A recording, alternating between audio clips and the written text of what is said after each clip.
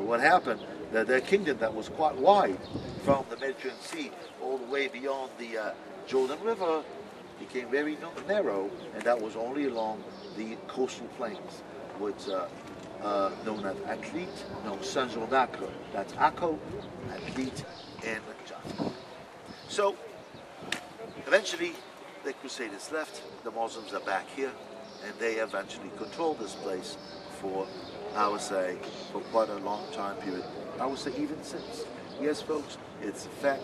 The Muslims control this place for, I would say, starting from the time of Muhammad, with a break of about close to 100 years or less in between, and then they take over again, and they're still here. Well, in 1967, folks, the Six-Day War. You remember that Jerusalem was divided between 48 War for Independence and 67. Jerusalem had a wall in the middle, like Berlin. East was Arab, Jordanian, west was Jewish. When we reunited Jerusalem and took over this place, it was under our jurisdiction.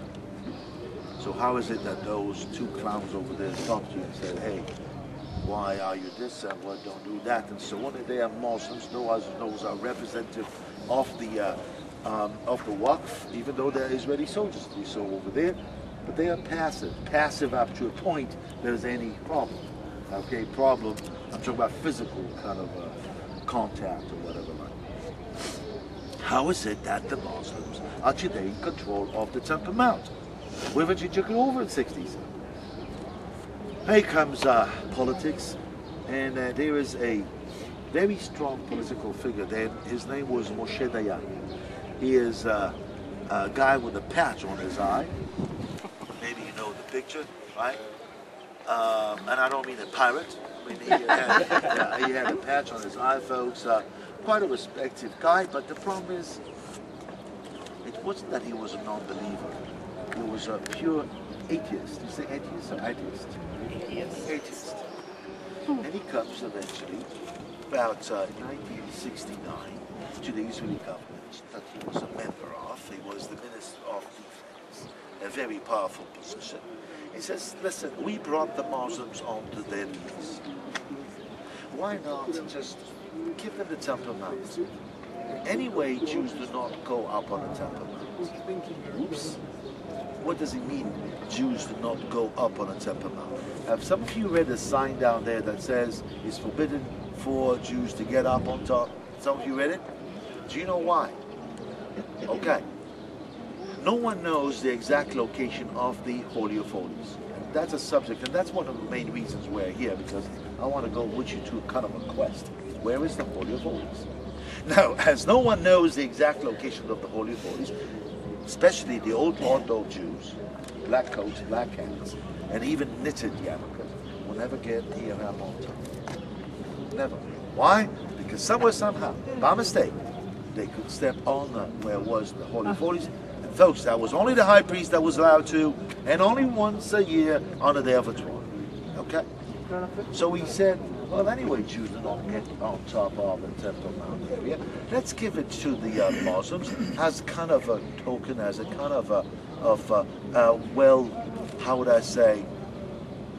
Goodwill. Goodwill. That's wonderful. Goodwill. Hey, they're down on their knees. They lost the war here. As a goodwill, we give them Temple Mount, and then we'll get them around the table. We'll start negotiating with them and have peace. That was the idea. Eventually convinced the Israeli government, and since then the Muslim, the Waqf, controls the Temple. They decided when to open it and everything that I said. That's how it came to be. Because I know you're puzzled. Said, how is it that that's the way it goes, folks? I'm not happy about it, but that's a problem. Israelis are here to protect. Okay, Israelis are here to protect, folks. Again, you're diverting me and you're putting me into other kind of so-called political thing. The Israeli soldiers are here to protect, eventually, to keep the peace, meaning any clashes in between whoever is here, and especially on Friday, when the place is being fed by the muezzins. Fed, I mean teachings and preaching about and against Israel and so on, this is where everything really starts to bubble. And by the way, whatever happens in Jerusalem starts from here and then spreads around. Okay, now, folks, in between 2001 and 2006, Israel was fighting for its life.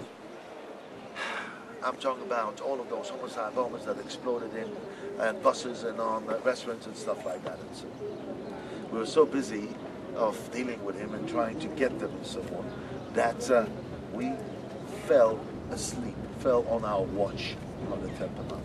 When the Temple Mount was given to the Muslims, the agreement was nothing would change over here. The status quo. The moment you get it, that's how it's going to stay. That tree, that stone, there's nothing changes. Folks, there's one thing that you should remember always. Never underestimate your enemy. In the moment you underestimate your enemy, you already lost the battle. And they were smart. For 5 years, they dug here behind me at Third Mosque. You see those diamond-shaped kind of a glass air shafts and light shafts? Okay, there, down below, there's a mosque that can take 7,000 Muslims on a day of prayer. Okay? Now, the damage that was done was irreversible. Everything that was down there, it just went in and broke and took and threw it outside.